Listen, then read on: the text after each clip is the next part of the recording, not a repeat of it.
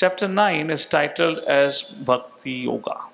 So Krishna explaining in chapter 8, remember me and attain back home, back to Godhead. So question comes, my dear Lord, how do you remember? How do I remember you? Krishna says, well, let me tell you, Bhakti Yoga. There are different kinds of yoga, but the best of all is Bhakti Yoga. And that Krishna begins to speak in this chapter. So as we give acronym for each chapter, let's take a look. How many of you got a copy of Bhagavad Gita here? Raise your hand. Okay, why don't you pick up a copy of Bhagavad Gita and show me? How many of you have a copy of Bhagavad Gita here? Okay, good. So please do bring your copy of Bhagavad Gita when you're coming here, so you know your time is utilized. If you have none, pick it up at the end of the program on the table, or else you can quickly go and grab a copy for yourself. So at least you, while going through, you study some verses. So this chapter has, I believe, around 34 verses, and it can be divided into 4 sections titled as King. And let's begin with K for knowledge. What does it talk about? Verses 1 to 3, here Krishna speaks about how what I'm about to tell you in this chapter is the king of all knowledge. Not only what I'm going to tell you in this chapter, what I have told you, what I'm going to tell you ahead. This knowledge which I'm giving you, Arjuna, which is known as Bhagavad Gita, is the highest of all. So that's the thing about it. Knowledge that is about to impart is the most confidential, and is there any prerequisite for it? That's the discussion in first verse. Okay, I have not included the verse here, fine. So I don't have the verse, I'll just give you the summary of it. So here in this verse, those of you who have a copy, you can take a look. Krishna says, Arjuna, I'm about to tell you a confidential knowledge. Now this confidential knowledge in Sanskrit is known by the word of guhya. You know, you have 3 ways of defining something in English also. What do you say, it goes into 3. Good, better, best is a good example. My English is not good, neither my Sanskrit is good. I'm somewhere midway hanging. So good, better, best, fine. Similarly, in Sanskrit, there's a word, Sanskrit also, not that Sanskrit has copied English. English is a wrong version of Sanskrit, like that. So in Sanskrit also there are gradations. Confidential knowledge is guhya. When it is more confidential, it is called guhyatara. When it is most confidential, it is called guhyatama. So here Krishna in this chapter is about to reveal guhyatama knowledge, the most confidential. So question arises, what was guhya and guhyatara knowledge, which Krishna has already explained. So guhya knowledge or guhyam knowledge was revealed by Krishna in the 2nd chapter of Bhagavad Gita. Na jayate mriyate va kadachan na yamatva bhavitva na bhuya ajo nitya shashvatoyam purano na hanyate hanyamane sharire. The distinction between body and soul, it is the body that dies, not the soul. That was the subject matter which was discussed in the 2nd chapter. That is the first confidential knowledge. What is guhyatara? Is knowledge of devotional service or Krishna Sambandha, which was described in the 4th chapter by Lord, where for the first time Krishna declared himself to the Supreme Personality of Godhead. Vyasdev declared Krishna to be Supreme Personality of Godhead the moment Krishna began to speak by addressing Krishna as not Krishna Vacha, Bhagwan Vacha. But Lord Shri Krishna declared himself to be Supreme Personality of Godhead in the 4th chapter for the first time. That's more confidential knowledge. And then comes the 3rd, Guhyatamaha or Guyyatamam, the most confidential knowledge Krishna reveals in this chapter. First, we are not the body but spiritual. Krishna is the Supreme Personality Godhead. And finally, the most confidential is the relationship between the Lord and the devotee. Relationship between the Lord and his devotee. And such a thing cannot be understood by a non-devotee. A non-devotee cannot understand how the Lord reciprocates with his devotees. And to give you an example, let's say there are many celebrities in the world. And these celebrities also last for a while. And they also know their fame is limited, maybe for a few years and whatnot. Imagine there is a great fan of some celebrity. And imagine his car has got into a trouble or whatever it is. Would you ever imagine the celebrity to come down and become a chauffeur or a driver for his fan and drive his vehicle and take him to the home? Possible, not possible?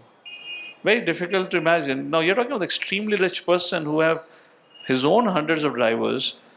Would it possible for him to take such a humble role for somebody who calls that him to be a great friend of his, to drive his vehicle?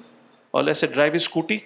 अगर वो उसका fan थोड़ा नया नया engineer हो, नई नई job लगी हो, imagine drive his scooty and take. Can you imagine Krishna, the Supreme Personality of Godhead, became the charioteer of Arjuna? It's just unfathomable. How Krishna, I mean, do you think there were not enough people, there were not other people qualified to become a charioteer? Or was Arjuna ever fought the battle before and won the battle? Because each time Krishna was his charioteer, so many times Arjuna fought the battle. This is one of his concluding battles. After there was also one or two battles, but this was the concluding battle. Prior to this, he had single-handedly defeated the whole Kuru Vamsha. He had defeated the great demons who he fought on behalf of Indra. Krishna was not the charioteer, which means there were other qualified charioteer available. Even if there was no qualified, Arjuna could defeat. Yet Krishna took such a humble role. Unless you are a devotee, you cannot understand why Krishna would do like this. And that is why this is said to be the most confidential knowledge. So we begin Bhagavad Gita by declaring Bhagavan is the greatest. By the 9th chapter we understand, no, there is someone who is greater than Bhagavan. That is Bhakta. So Bhakta Bada ya Bhagavan is a devotee who is even greater. Why? That devotee captures the Lord so much so, when Mother Yashoda lifted the stick, the Krishna at Kurukshetra, Krishna at Dwarka, Krishna at Vrindavan is same.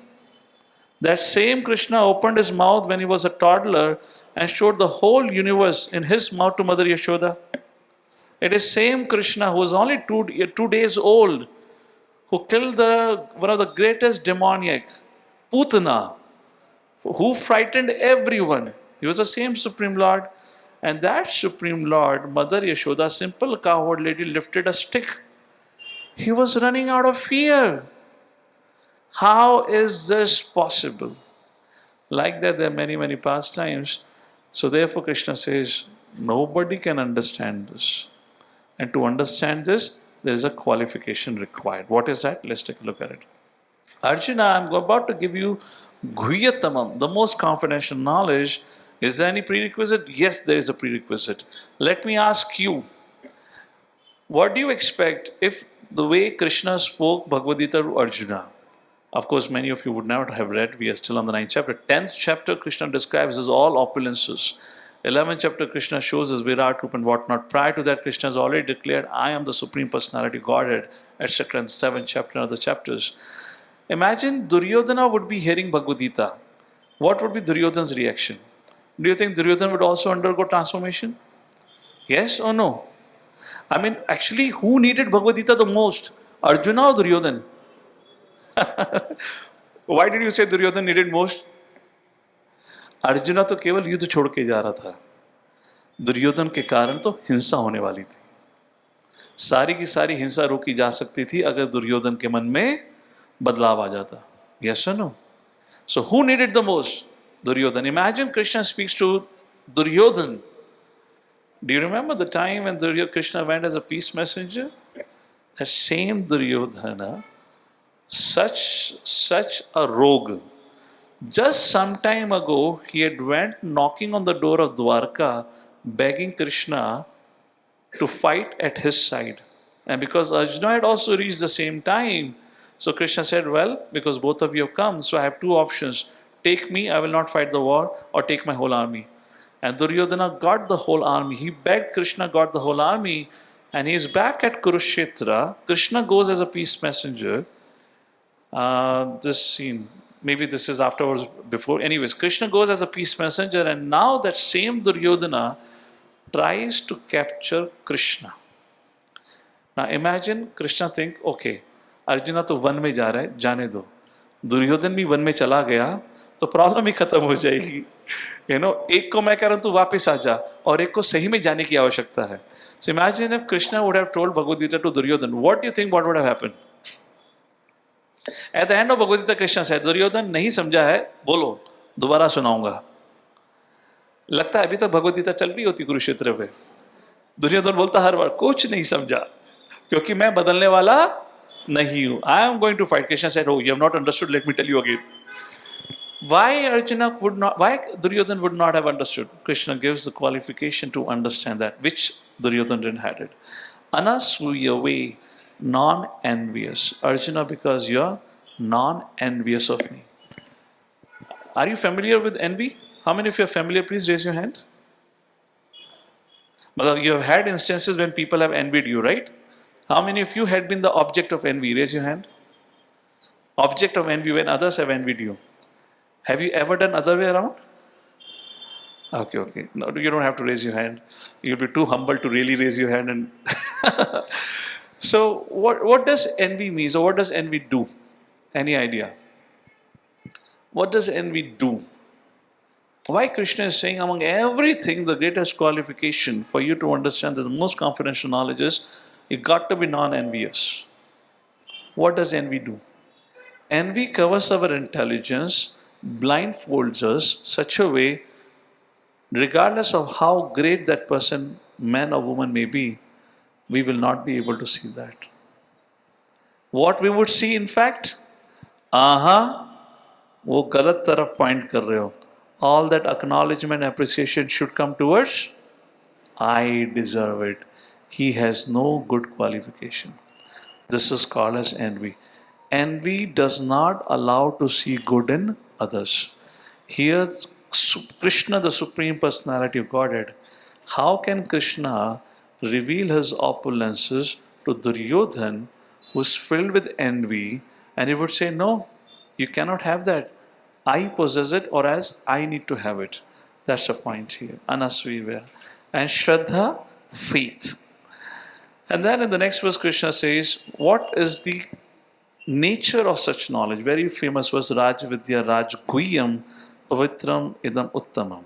To summarize Rajvidya, Arjuna, the knowledge of Bhagavad Gita I'm giving you is the king of all knowledge. Rajguyam, the most confidential. Pavitram, the purest. Uttamam, transcendental. Pratyakshva Gamamam Dharmyam. Just by understanding and practicing of this knowledge, you can have direct darshan or the Supreme Personality of Godhead. Susukham is very, very joyful, happily performed. And Abhyayam, it is everlasting. Whatever we have practiced, whatever we have understood, if let's say at the end of this life you pass away from this world with triple PhD by having 4 companies on your name, you might have caused a technical revolution in the world. No matter what, next birth ABCD सीखना पड़ेगा. You cannot tell your teacher, पता नहीं क्या मैं CEO था Microsoft का. Teacher बोलेगा बचपन से ही बदमाश है. You know. So whatever, however great you had been, it just doesn't matter. But Krishna says everlasting. Whatever you have done is never, never lost. And we were discussing today afternoon about that. So Arjuna began to ponder, my dear Lord, if that's the case, why people doesn't accept such a joyful process? One reporter asked Srila Prabhupada, our founder Acharya, Swamiji, you always are speaking about Krishna, you're always telling people, serve Krishna, remember Krishna, Krishna, Krishna, too much Krishna. What if at the end of life you found out there was no Krishna? At the end of life if you found out there was no Krishna, what will happen? Prabhupada said, wait. What is Krishna consciousness? Chanting, dancing, feasting. We are having a party every day. What is the time of your party? Your party begins at 12 o'clock. Our party begins at 4:30 in the morning. Who have the most party? Isn't it? And 4:30 until 9 o'clock we are partying only. 6 आरती होती है मंदिर में. मतलब 6 बार कीर्तन. 6 बार कीर्तन मतलब 6 बार dance कर रहे हो. इतना तो डांस 12 वाले भी नाचते नहीं होंगे जितना भक्तों के पास नाचने का मौका होता है. So Prabhupada said we are chanting, dancing, feasting, and above all, we have such a wonderful association. Our life itself is so joyful. Even if Krishna doesn't exist, what's the harm I am enjoying so much? And then Prabhupada said, what if you at the end of life figure it out? Krishna really existed. Then what is going to happen? to you. So anyways, why aren't people accepting this joyful process? So here Lord Shri Krishna began to speak about the subject matter. So actually, when Arjuna asked, so Krishna said, well, they don't accept or they don't understand because they lack faith and because of their envy, as Krishna addressed. So now Krishna says, Arjuna, to instill or to strengthen your faith, let me speak about my opulences again. As we know, Prabhupada says, very famous purport, 10th chapter, verse number 8, Prabhupada writes, everyone says God is great. I'll tell you my experience. Many times I've asked people, how many of you say you believe in God? Oftentimes in India, I've seen almost 80% plus audience will raise hand. We know God. Then I ask, what do you know about God? Where does God live? How does God look like? And this question really, kind of stumbles them. They don't know what to reply. Some say God is up, God is in heart, God is in everyone. You are God, I am God, God, God. So there's a whole God confusion goes around like this. But they say God is great. God means great.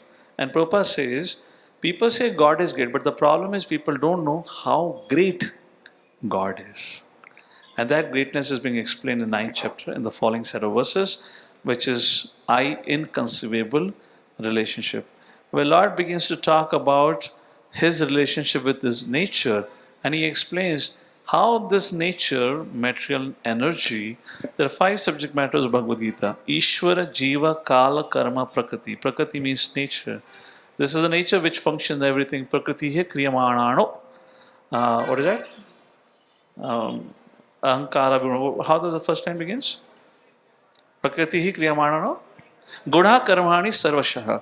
It is Prakriti under whom everything has been performed.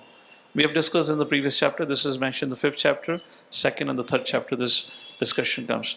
So now here in Krishna says, how under my control this material nature is functioning. Why it is called inconceivable?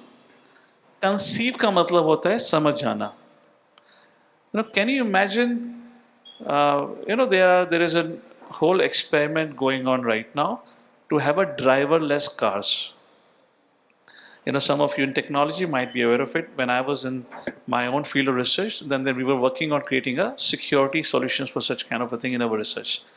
So now this is actually military has already got it. Now this is coming for public. They're doing research on that, how to launch it.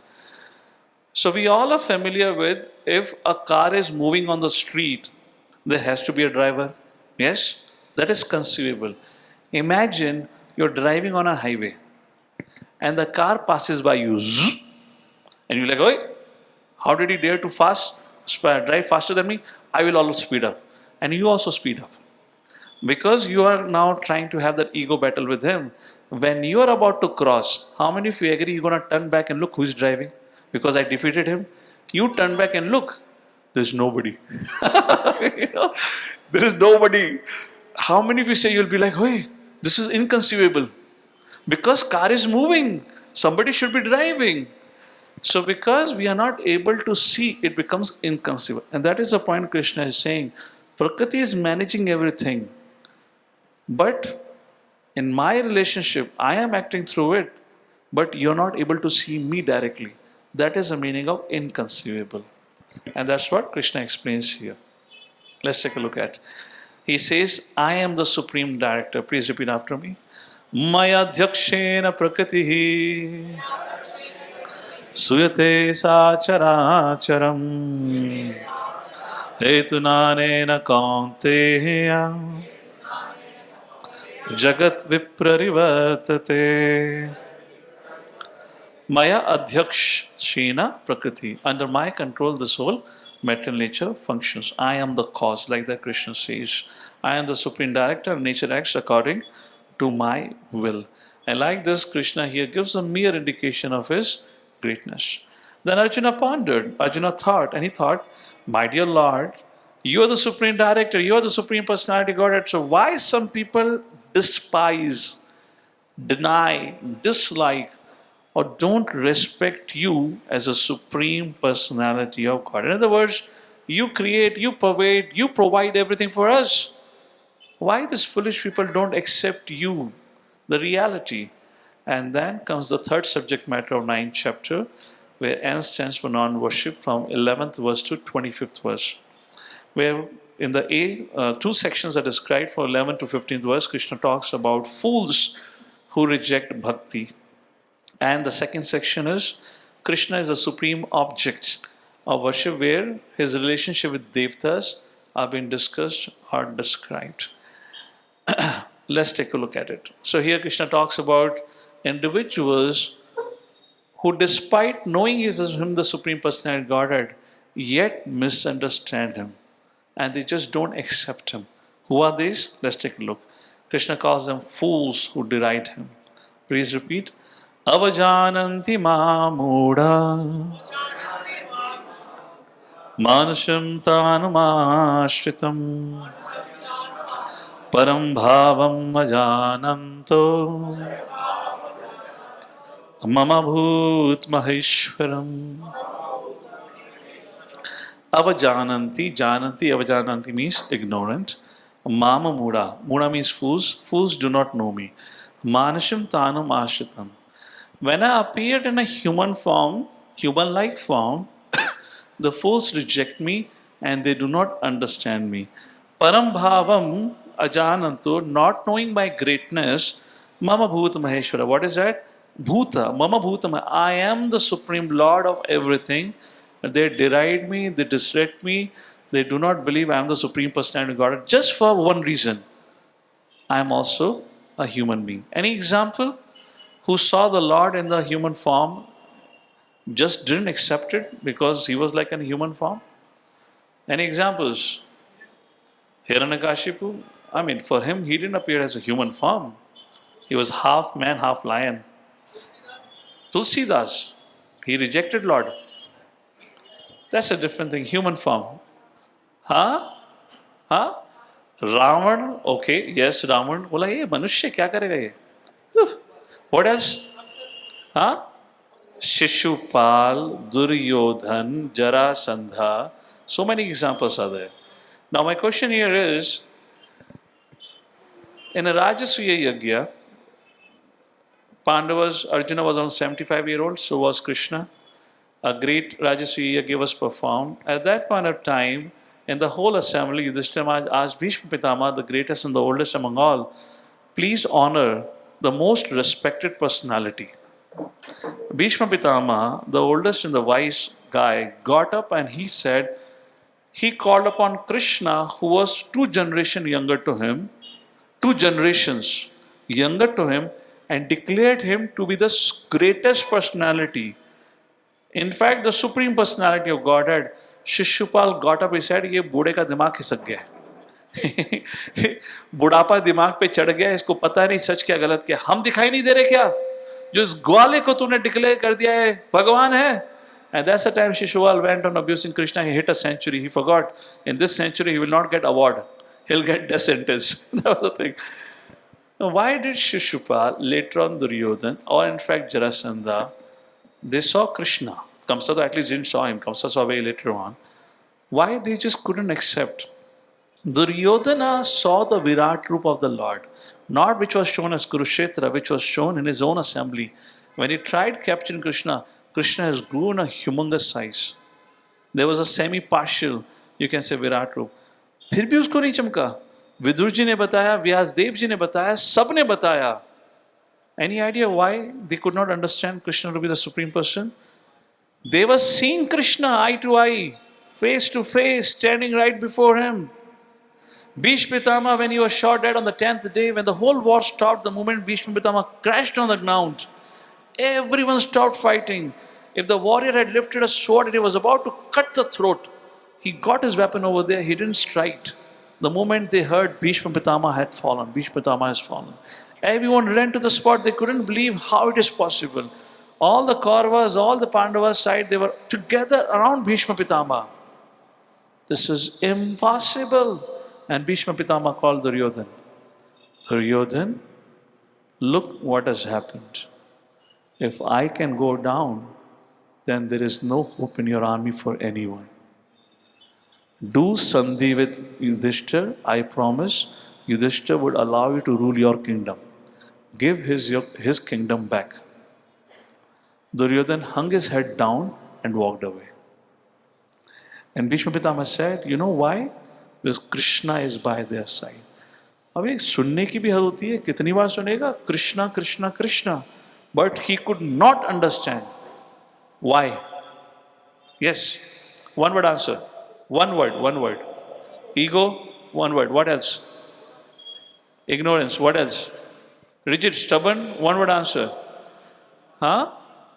Envy. Krishna already gave that answer, right? He said, na, though anasuya way, those who are non-envious can only understand, because he was envious. And that's the point. People who are envious of the Lord, they just cannot accept the fact. Now, okay, let me ask this question. Because I'm in a human form and the Lord also looks like me, the envy manifests the most where there is familiarity. Very important. For example, you may be an IT engineer of whatever level or caliber, but for whatever reason, I'm damn sure none of you would be envious of Elon Musk. बड़ा पैसा कमा रहा है, मेरे को hike नहीं मिलती, वो एक एक दिन में $1 billion कमाता है. Is anyone of you envious? You might be envious of your fellow co-employee who might have got just 5,000 hike more than you. तुम बोलोगे सब उसके संग हो गया. But you will not be envious of Elon Musk, yes or no? Why? There's no familiarity. But with the guy, so similarly, envy manifests the most in relationships. Unfortunately, most between very close relationships. So here they have familiarity in the sense of I have a human body, they have a human form. How can he be God? If he can be God, then I. So there is a branch of spiritualists. They say सब भगवान है. आप भी भगवान क्यों? क्योंकि मैं भी भगवान. ये मत कहना मैं भगवान नहीं हूँ बस, हाँ? बस मैं भी भगवान, आप भी भगवान. So सबका चंपू बनाते हैं खुलेआम. So fools deride me. That's the point here. Now this is not the most important thing. Most important thing is what happens to such individuals. What happens to them is the most profound thing. Envy part समझ आ गया? Let's take a look what Krishna says. What potentially can happen to them? And let's see if you agree or not. So Arjuna asks, what is the destination of such rascals? Krishna says, what happens to them? Let's take a look. Mogha shamoga karmano Mogha jnana vichetasa Rakshasam asaram chaiva Prakritim mohinam shritaha Moghasha mogha karmano. Two things happen to such individuals. Now these are the things you can make a note for yourself and then look at the world and see if this is true or not. I challenge you for that. Krishna said two things happen. Such offenders, regardless of how great birth, high birth they may have had, regardless of they may be brought up and raised in a very cultured family, yet they would end up performing the most abominable and sinful actions. Give you an example, Hiranyakashipu, Ravana, both were sons of great Brahmanas. In fact, the greatest Brahmanas of that time, highly learned in Vedic culture and science. Yet, Ravana के ऊपर तो एक पूरा का पूरा ग्रंथ लिखा जा सकता है. Just to give you a little clue. In today's world, today's situation, people get really agitated when there is this Hindu-Muslim kind of a thing goes on. There's so many articles are written about what Muslims have done wrong, etc., etc., how they have destroyed the chastity of ladies, and how they have killed innocent men and kids and whatnot. That things goes on. But when you will read about Ravana, even Osama bin Laden will put to shame. Seriously, what kind of abominable actions and with whom he performed. So when you look at it from the larger Vedic perspective, this whole Hindu-Muslim conflict is created just to keep us disturbed. It's not that Hindus don't torture Hindus. It's not that Muslims don't exploit Muslims. Yes or no? But things take another shape if there is a Hindu-Muslim angle. Then it is discussed a lot. But the problem is not about being Hindu, not being Muslim. The problem is inherent demoniac nature that we carry.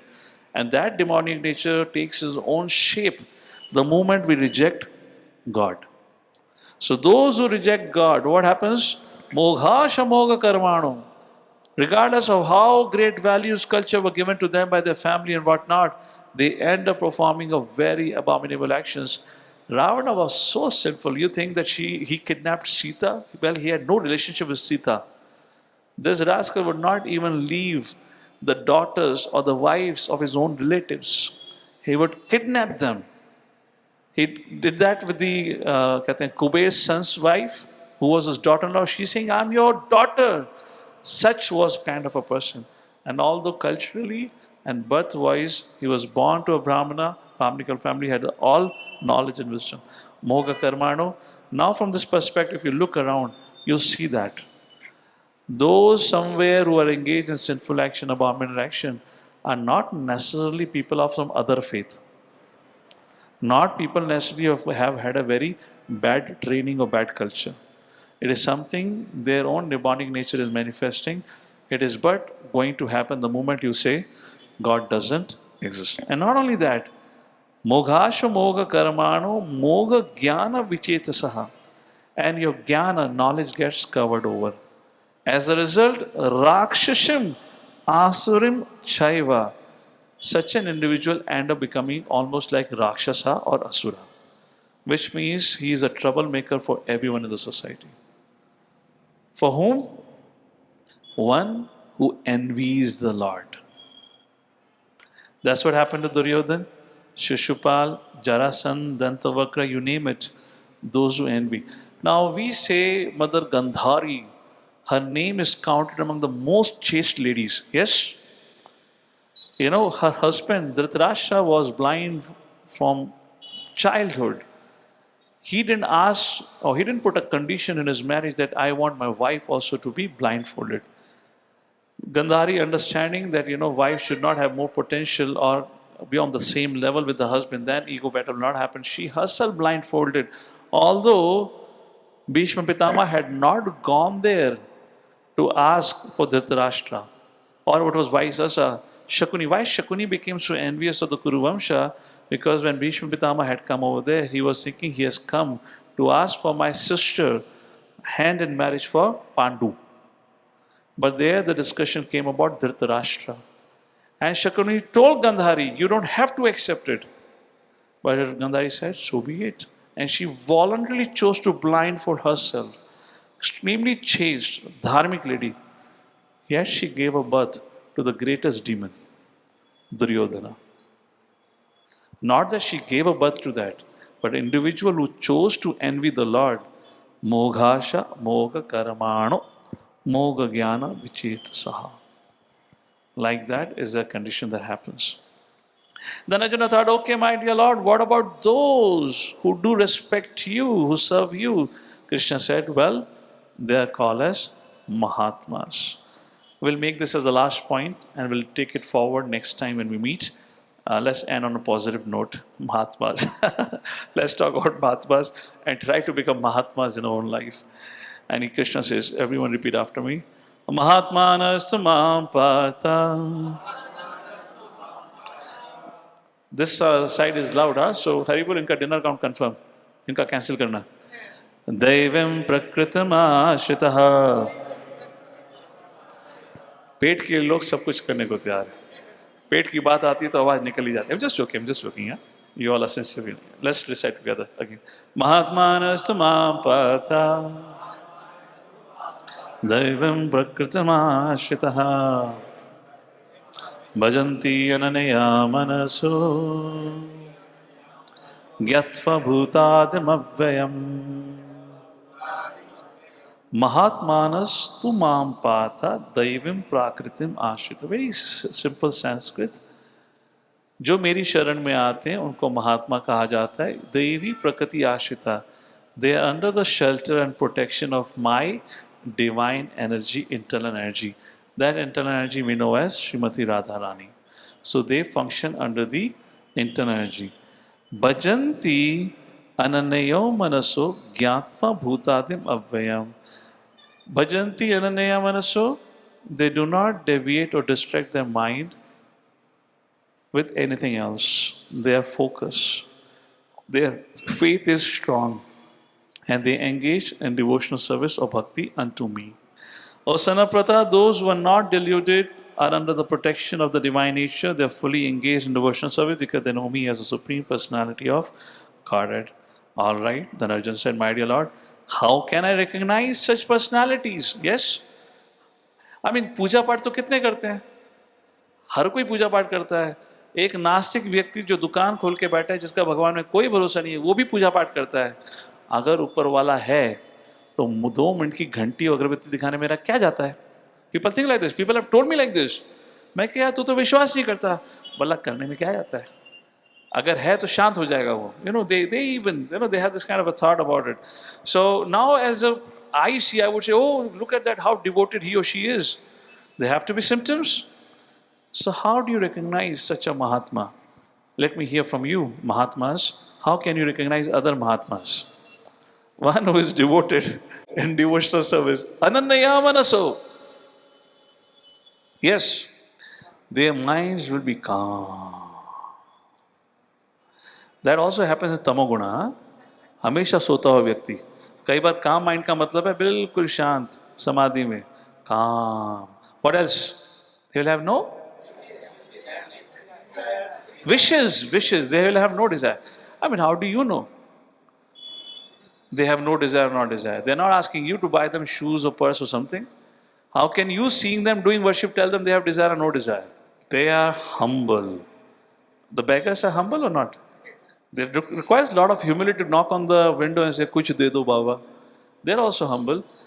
So, okay. Yes. They say, Sukhe dukhe sama kritva lava lavo jaya jaya. So, Jnani bhi karta hai. Okay. You're getting closer. What else? Mahatmas reveal. They may try to do, but how do I figure it out? I don't know scriptures. How do I know they're doing everything according to scripture? Point is, how do I understand somebody's Mahatma or not? That's the question. How do I know that this person is Mahatma or not? What symptoms would he have? Maybe he would have some chakra behind his head. जो गुरुओं की photo देखी होगी, और ऐसे उसके पीछे चंद्रमा या सूर्य बिठा देते हैं चमकते हुए हमारे गुरुदेव. या have 2 extra hands, like Dantavakra did that artificial show. What symptoms would they manifest by which we can understand they are Mahatma? That's a question being asked by Arjuna. I hope you will appreciate after your answers. Thank God Arjuna asked. We have the answer. Yes. They just do the karma, do not expect. Okay, very nice. They are not bothered and attached to the result. Okay, thank you. Oh, ho gaya. Jinka nahi hua. Yes. Acha, you feel peaceful, happy. Their positive energy affects you. Sometimes when you go to motivational sessions, sometimes we feel motivated and peaceful and agitated by that. So they're not necessarily Mahatmas, but good point noted. Anything else? Yes. Okay, so Mahatmas like to listen to lectures. Mahatma likes to come every Saturday evening. So those who are coming for Saturday evening programs and Sunday evening programs, they all are Mahatmas. Okay, it's a good point. Yes. Service to the Lord, they render service to the Lord. We're getting closer to it now. Okay, good guesses. So we should be grateful to Arjuna. Thank God he asked this question. So we are not working according to our permutation and combination. Let's see what Krishna said. What would be the symptom of those who are actually Mahatmas? I have not quoted the shloka. I should have quoted it. It's a very beautiful shloka. But I'll give you the 4 characteristics as Krishna mentions. First, Kirtanya Sadahari. In other words, Krishna says, they're always chanting. What we mean by chanting is not they're always saying Hare Krishna, Krishna Krishna, Hare Ram, Ram Ram, Hare Hare. That's one type of chanting. Chanting means singing the glories of the Lord, which means, okay, tell me this thing. I mean, I saw this. I don't have an experience, but I saw this. I had a friend when I was studying in my college days. He had a girlfriend. I mean, this could be an extreme case, but this guy was literally 24/7 on phone only. Only time he was not on phone when he was on shower. Seriously telling you, seriously. He was on the same floor with us, and he was always, and you just finish a college and you come back, and you just spend a time in college. No, always on phone. And I said, why? We love talking to each other. Point is, when you love somebody, you're talking about somebody, Mahatmas who loves to serve Lord, they would just cannot not talk about him. Yes or no? Agreed? They would like to speak about him because they become so happy. An example which you can relate to is about mother and the child. Mother loves to talk about child. मेरा बच्चा इतना अच्छा है, इतना खूबसूरत. बोले कहाँ खूबसूरत है, So, but to a mother's eye, the child is always beautiful, and neighbor सोचेगा कहाँ है यार, ये बंदर जैसा लगता है. I mean, I'm just telling you what happens inside. So, but because you love, so premanjana churita bhakti vilochanena, चाहे वो बुद्धिहीन हो, बुद्धिमान, चाहे आंखें ना हो, बिल्कुल कमल नयन, उस प्रकार से प्रेम में दिखता है. So point is, when you have that love, you cannot not talk. Is that clear? Kirtanya.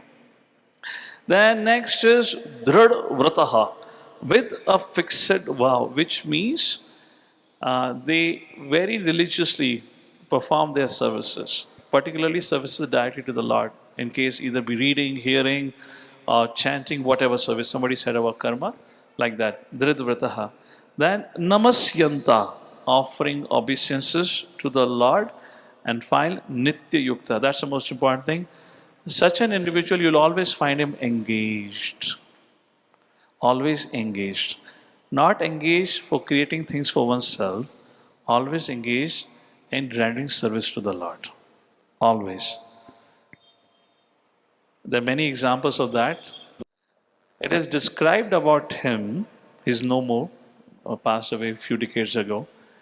It is described about him that this Krishnadas Babaji Maharaj would never sleep. He was chanting day in and day out. If you anytime meet him, he will say Krishna, Krishna. He would start with Krishna, end with Krishna. Always chanting for almost 6 hours every day. He will sit in front of the deities and do kirtans and bhajans by himself. And when everyone have gone to sleep, he will sit in his kutir and whole night he will chant. This is a testimony of somebody who met him and he was sharing that. Then he asked the other residents of the ashram that I have noticed, even if I come back at 12 o'clock or else I wake up at 2 o'clock in the morning, I have always seen the sound of chanting coming from his kutia. So all the residents informed, this is what we have been seeing and observing for more than 30 years. Babaji Maharaj never sleeps. He is always chanting. This is another height of example, but this is also humanly possible. From that to Arjuna. Fighting on the battlefield, is he Mahatma? Yes or no? Because he is engaging himself under the order of Lord Shri Krishna. Now he may not be chanting, he may not be glorifying, but dhrad vrataha, with a great vow, fixed and determination, he was engaged in serving the Lord. So it doesn't matter you are an IT professional, you are a housewoman, you are a child, you are a monk, or whatever profession, you are a retired individual, man or woman. The point is, according to our situation in life, all of us can take to the practice of cultivating that relationship with the Lord. And that is how an individual becomes a Mahatma. When you take that opportunity to cultivate the remembrance of the Lord as per the injunctions of scriptures, not that as you feel. Imagine if I come to you and if I want to serve you, should I bring something that I feel you would like, or should I ask you, sir, how can I serve you? Yes or no? If I bring something on my own, which is also good gesture, nothing wrong, but what would be more pleasing? If I ask you, how can I serve you? So Krishna tells very clearly through Bhagavad Gita, through acharyas, how can we develop that relationship with the Lord? So there is no need to bring in if and but, what I think and not. We just have to follow what Krishna says, and that's what he said, Kirtanya, Dradvrataha, Namasyanta, and Nitya Yukta. Like that, those who engages oneself in the service of the Lord, they are said to be Mahatma. So with that, I'll pause here for today's discussion. So we began our discussion, which was a carry forward discussion of the last 8th chapter, the subject matter of death.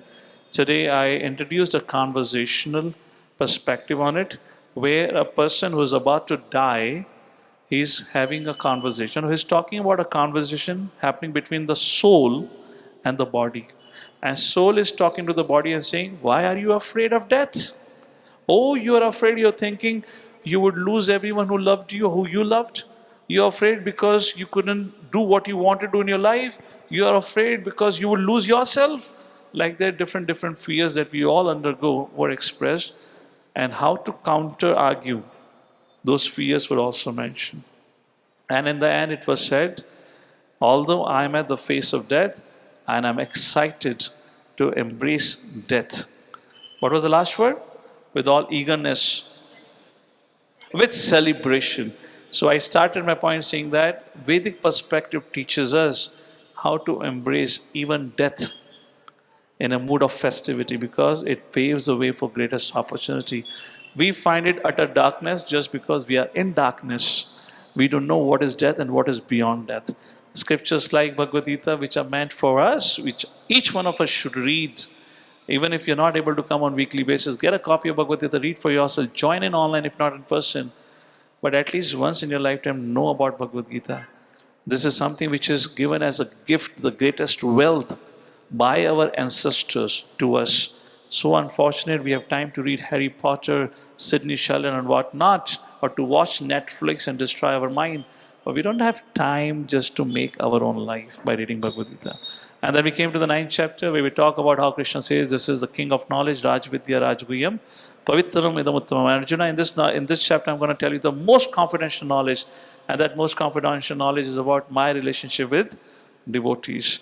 But what is the requirement? What is the prerequisite to understand that? The prerequisite first, non-envious, anasuyave. And second, faith. You should have faith. And to help you build your faith, I am going to reveal my opulences. Maya dakshena prakriti svete sacharacharam, which means I am the one who is orchestrating everything in this creation, but I am not visible to mundane eyes. And to help you understand that, I gave you an example of driverless car. And you'll be shocked because you cannot see and you'll call it inconceivable. And after that, Arjuna asked, my dear Lord, if that is the case, why people don't accept you, who is the cause of all? You're the Supreme Director.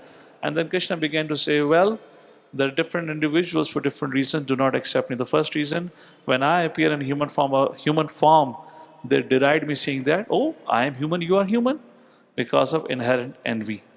Duryodhan, Shishpal, etc. were the examples. What happens to such individuals?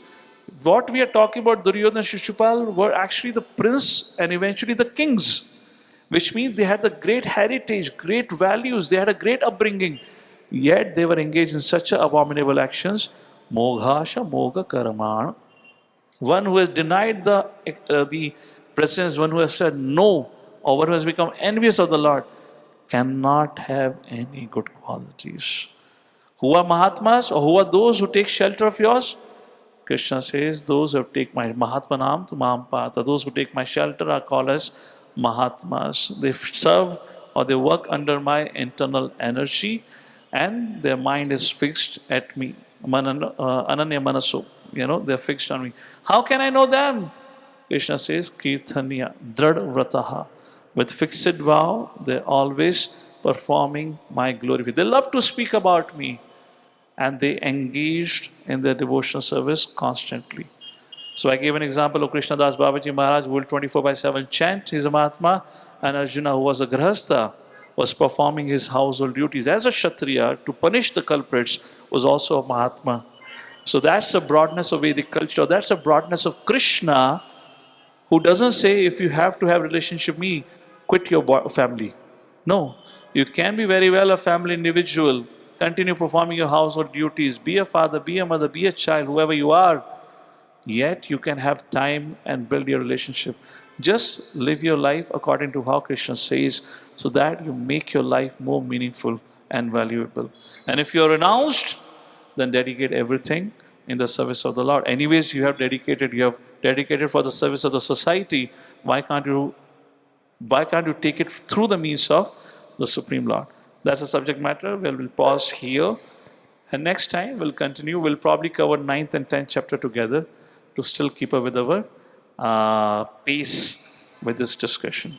With that, I'll pause here. Thank you everyone for your kind attention.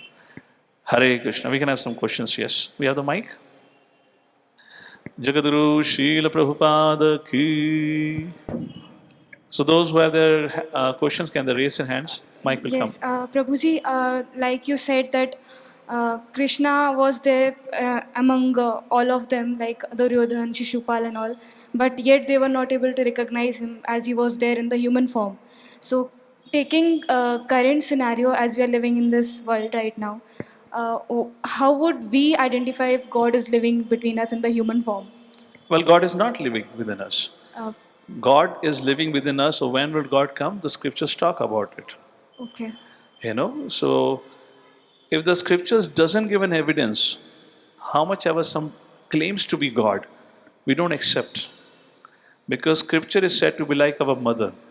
Unless mother acknowledges somebody as a father, how can we accept somebody as a father? So Vedas are said to be Mataha and Krishna, father is, or the Lord is said to be father. So Vedic scriptures gives an indication who's our father. If it has been told, foretold and explained in the Vedic scripture in such and such age, in such and such way, the Lord will appear. Only on that strength somebody can be accepted as the Lord, not otherwise, not otherwise. Okay, so that Kalki thing. Yeah, Kalki thing is mentioned. Every yuga, Lord takes an avatar, yuga avatari, like that. However, Kali Yuga had a benediction where Lord will appear twice. He already appeared once, and second is Kalki Avatar. So Kalki Avatar is foretold, mentioned clearly, the village, the father's name, everything is mentioned. However, in the case of Sri Chaitanya Mahaprabhu, he has been mentioned as a Channa Avatar, a hidden incarnation, because he didn't appear in the form of the Lord. He appeared as the best of the devotee. That is means hidden incarnation. He never came and declared, I am the Lord. He came to teach us how to become a devotee. And he is the one who taught us about Kirtan, how to practice devotional life. That is what Charnavta, and for that there's so many evidence in scripture. Ramayana, Mahabharata, various places. Lord Ram and Sita is having a conversation.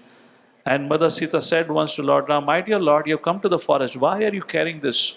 Why are you carrying your bow and arrow? So it is mentioned, Lord said, well, I'm ultimately a Kshatriya. I have to protect. Even if I come here, there will be so many sages needing protection. But Mother Sita, I promise you. No, this was one indication. There was a situation. This was a situation about Mother Sita. She had gone away for a while when she was kidnapped like this. So it was a situation of that.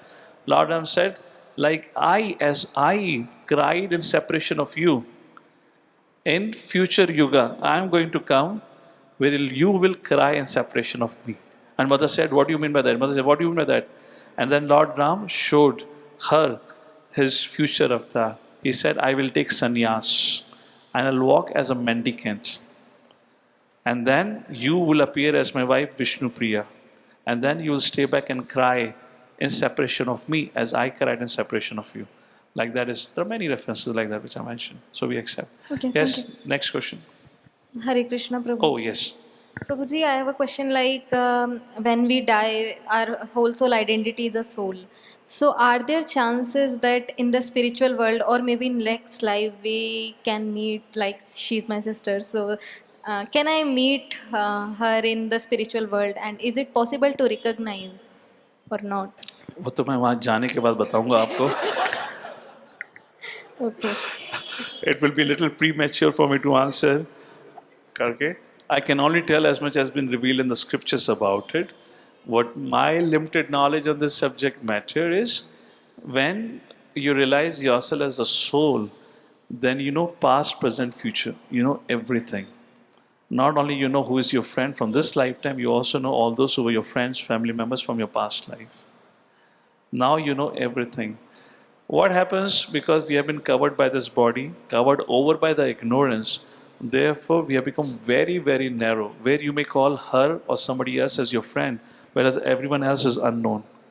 But when Krishna says, Aham bija prataha pitaha, I am the seed giving father of all of you, which means all of us are interrelated as brother and sister, in the context of mundane understanding, which means all of us in relation to the Lord already always have a relationship.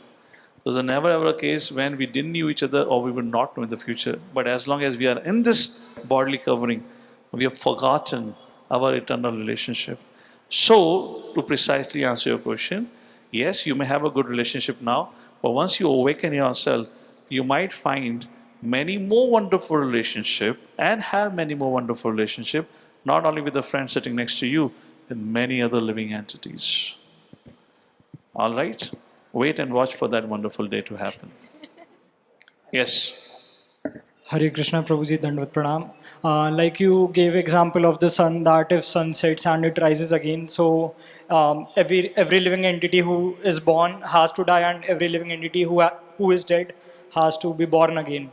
But then in 9th chapter of Bhagavad Gita, if I'm not wrong, Krishna mentions this thing that who comes to my abode does not go back, right? 15th chapter. 15th chapter, 15.7. yeah. So are there births in multiple births in spiritual world, like we are born here, right? So if it is about going back home, back to Godhead, there is no concept of birth.